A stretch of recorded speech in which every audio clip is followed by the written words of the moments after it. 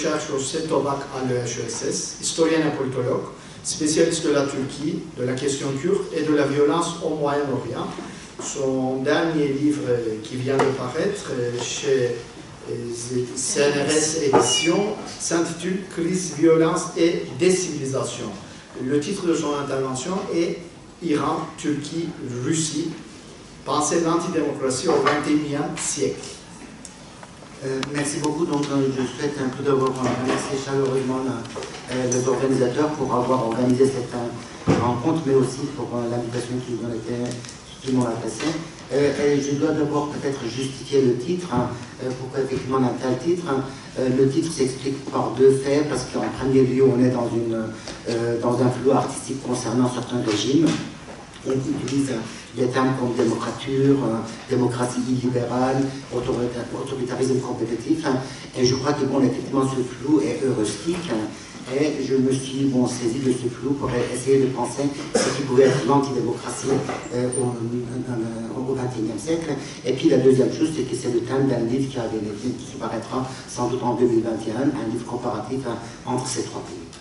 Donc, avant d'annoncer éventuellement quelques hypothèses concernant la Turquie de 2023-2024, il faudrait sans doute préciser où nous en sommes, où nous étions, où nous en étions et où nous en sommes aujourd'hui. Comment on est passé de l'arrestation massive des généraux kémalistes, nationalistes, en 2008, en 2009, à la réintégration des ultranationalistes aujourd'hui dans le système. Comment on est passé d'une alliance que beaucoup pensaient extrêmement solide entre l'AKP et la communauté de Fethullah Gülen à une rupture totale, pour ne pas parler à une politique de sang. Comment on est passé d'un processus de paix avec les Kurdes à une guerre totale? Comment on est passé de la politique de zéro problème avec les voisins au bourbier syrien? Comment on est passé d'une politique de guerre froide avec l'Iran et la Russie, avec la Russie, ça faillit même devenir la guerre chaude, à une capitulation totale devant ces deux capitales-là.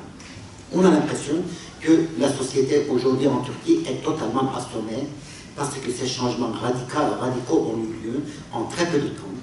Et comme par le passé, effectivement, les régimes antidémocratiques détruisent avant toute autre chose les facultés cognitives de leur société. La société est extrêmement fragilisée, la société n'arrive plus du tout à se penser dans le temps, et l'absence de capacité d'agencer le temps est une source permanente de crise. Quand on compare, quand on voit aujourd'hui la situation de la Turquie, mais là, c'est là que la comparaison avec l'Iran et la Russie fait sens, on observe les phénomènes suivants. Dans les trois pays, les régimes estiment que leur nation a une mission historique. Et cette mission historique consiste à dominer le monde pour lui apporter l'idée de la civilisation, de l'harmonie, de la paix et de l'administration.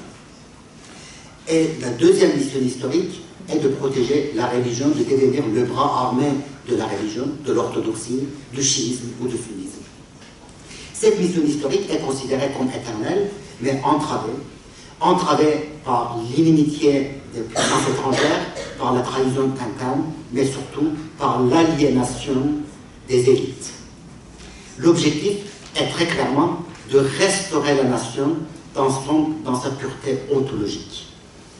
Ce n'est pas du tout par hasard qu'Erdogan évoque la date de 2071, car 2071, c'est le millénaire de la première victoire aux militaires ottomans sur les Byzantins, et cela signifie tout simplement que la mission historique a commencé, une domination millénaire a pu avoir lieu, et 2071, le 100e anniversaire, une deuxième phase de cette domination universelle doit avoir lieu.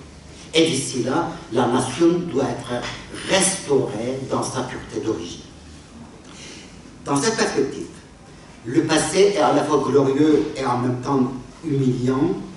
Glorieux parce que, effectivement, l'Empire ottoman a existé, la Russie éternelle a existé, l'Iran, la Perse éternelle a existé, et en même temps humiliant parce qu'il y a eu la trahison interne, des guerres et l'effondrement. Et l'avenir est très clairement pensé comme le moment de revanche sur le passé. En Iran, on entend très souvent maintenant qu'il est temps que la revanche...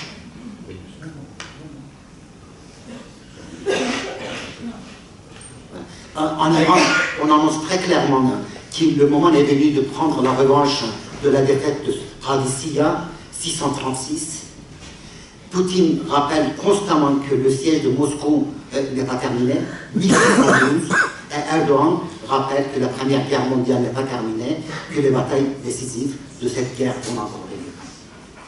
Il y a la centralité du sang, la notion de martyr, quand Erdogan rappelle, mais il n'est pas le seul, que la terre ne peut devenir patrie qu'à condition d'être arrosée de sang de martyrs, que le tissu ne peut devenir drapeau qu'à condition d'être arrosé de sang de martyrs. Et dans cette perspective, on voit que le raïs, le chef, doit incarner la nation, son passé et son avenir.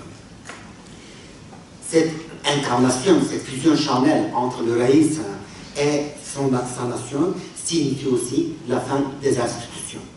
Et je crois que dans les trois pays aujourd'hui, ces éléments-là sont absolument décisifs, sur lesquels je reviendrai encore concernant la Tunisie. Maintenant, quelles pourraient être les perspectives d'avenir? J'insisterai sur 6 points, sachant qu'on ne sait pas du tout ce qui va se passer demain. Donc voilà, l'horizon de visibilité en Turquie est extrêmement étroit, cela est aussi le cas du Moyen-Orient d'une manière générale, donc on est vraiment dans une sorte de pensée spéculative.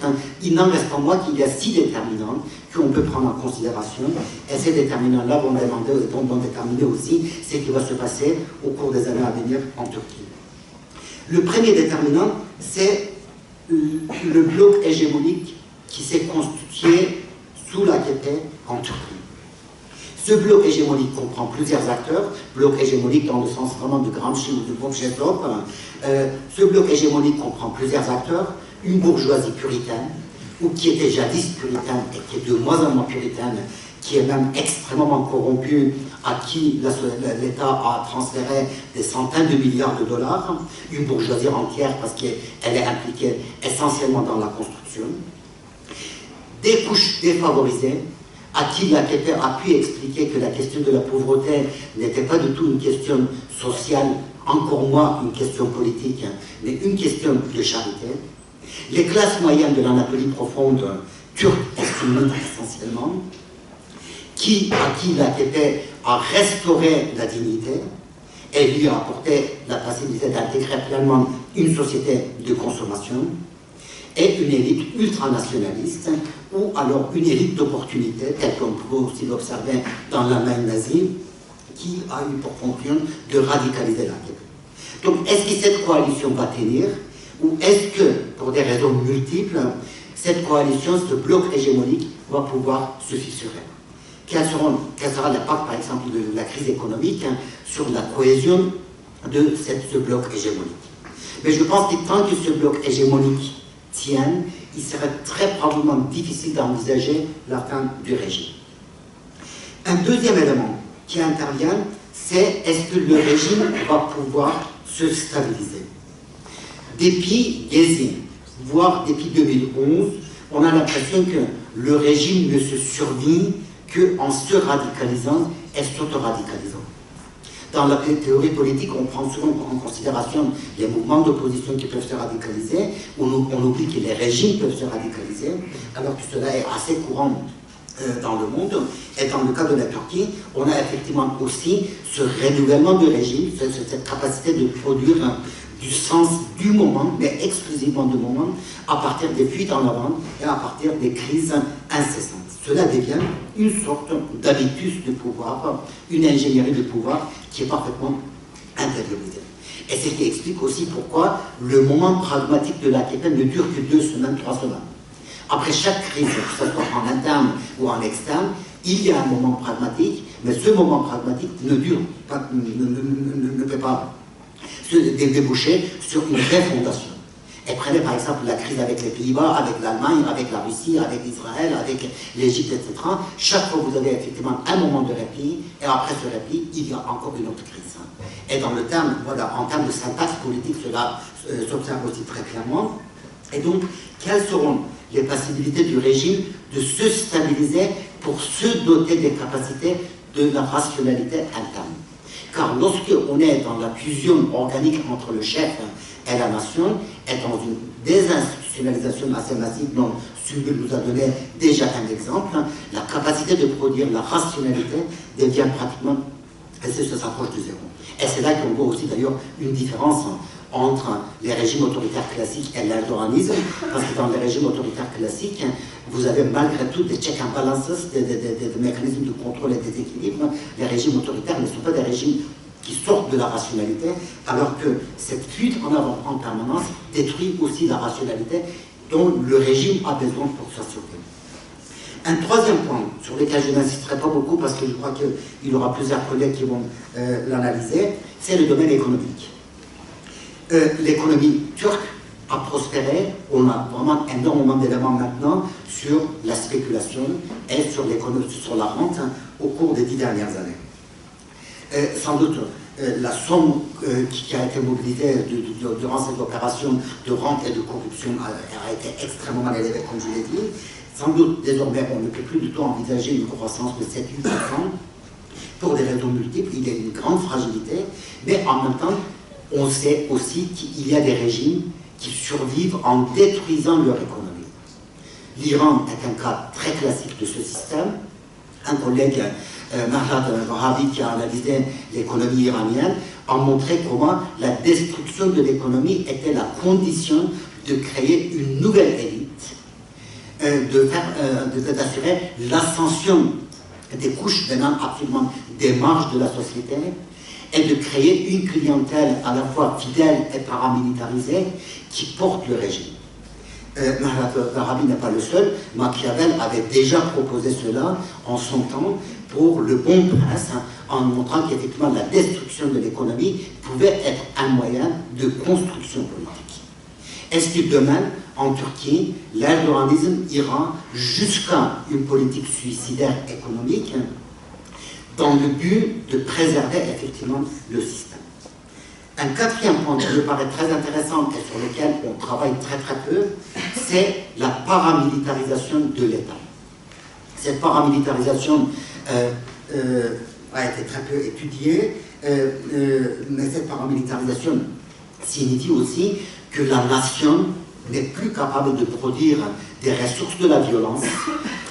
Tous ces recrues militaires, dans les faits, sont extrêmement peu efficaces.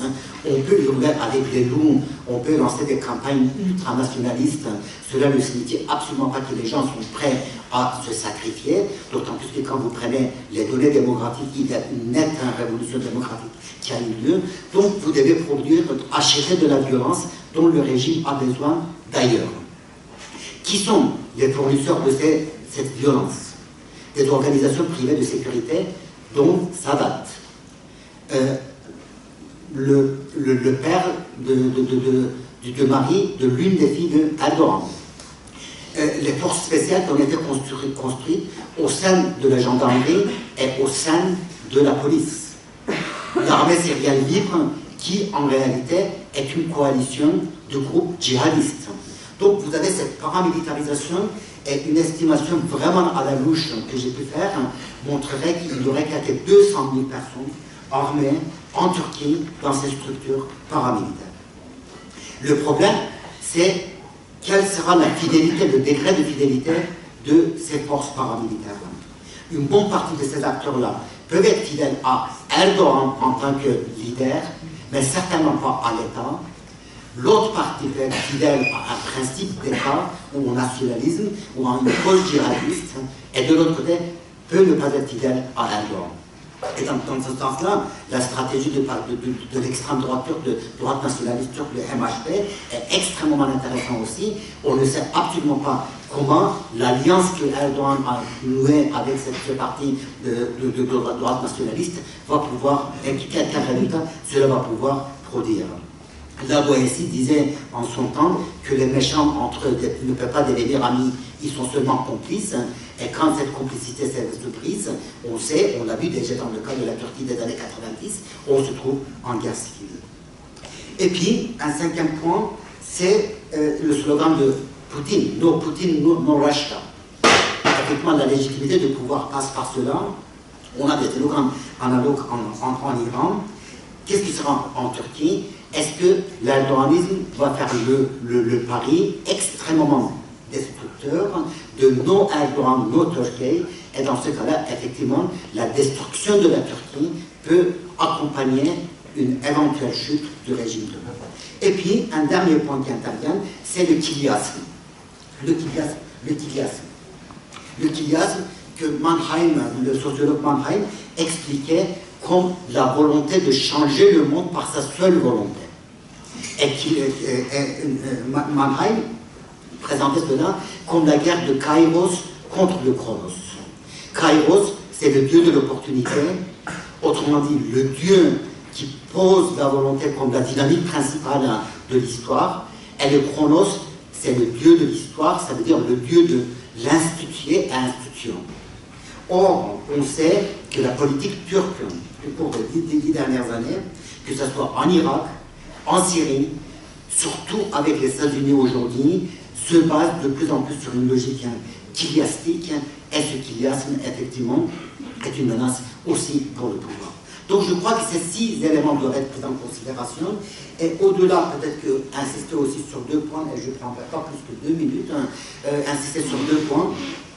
Le premier point, effectivement, est-ce qu'on va avoir demain une opposition démocratique au sein de la communauté turco-sunnite?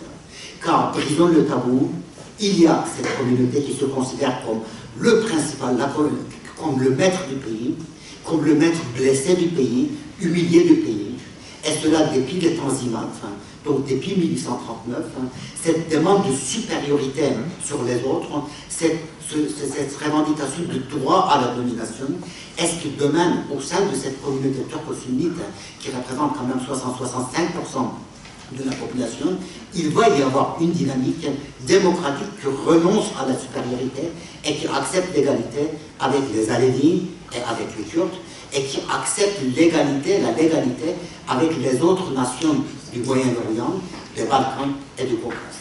Je crois que sans cette alternative, il serait très difficile d'avoir une démocratisation de la Turquie, et chaque fois qu'on a eu un moment libéral en Turquie, ce moment a été très courte durée parce que cette dynamique n'était pas là. Et puis, le deuxième problème qui intervient, que feront les démocraties? Dans les années 1920 et 30, Raymond Aron montrait avec beaucoup de force que l'une des principales ressources de durabilité des antidémocraties, c'était la lâcheté des démocraties. Les antidémocraties perdurent parce que les démocraties sont lâches, parce que les démocraties trahissent la cause espagnole en 1937 et 1939, qui par la suite, ils ont l'humiliation de Munich, ils ont Vichy, le régime de Vichy, ils ont la Shoah et la Deuxième Guerre mondiale.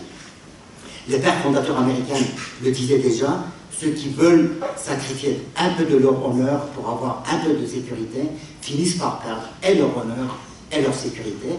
Et je crois que la question principale aujourd'hui qu'on peut se poser dans ce pays, c'est dans combien de temps encore les démocraties seront lâches par rapport à ces 3 antidémocraties. Je vous remercie.